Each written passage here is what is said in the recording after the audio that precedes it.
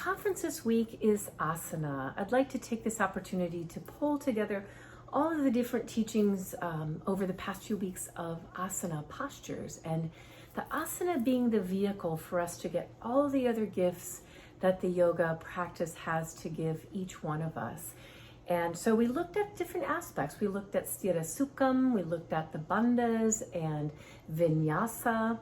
And today I'd like to pull all that together by saying yogis learn to work from the inside out. So I used a prayer thread to demonstrate these lines of energy, just like the Vonda Scarvelli's book that's on the cover of this video.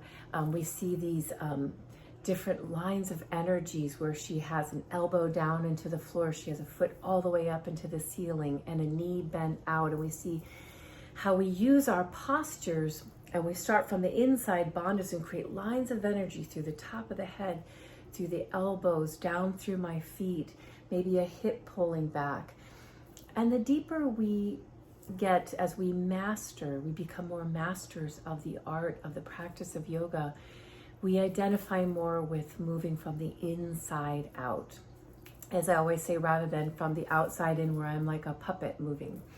However, although this is in yoga as in life this week, so we're going to move from the inside out, we're also going to look at taking aspects of the external body to diagnose what is happening inside, because as we do advance in the practice, we want to be engaged in the bandhas, and we want to have that energy line as a taut rope rather than slack. So rather than my arm being here, it's all the way extended through.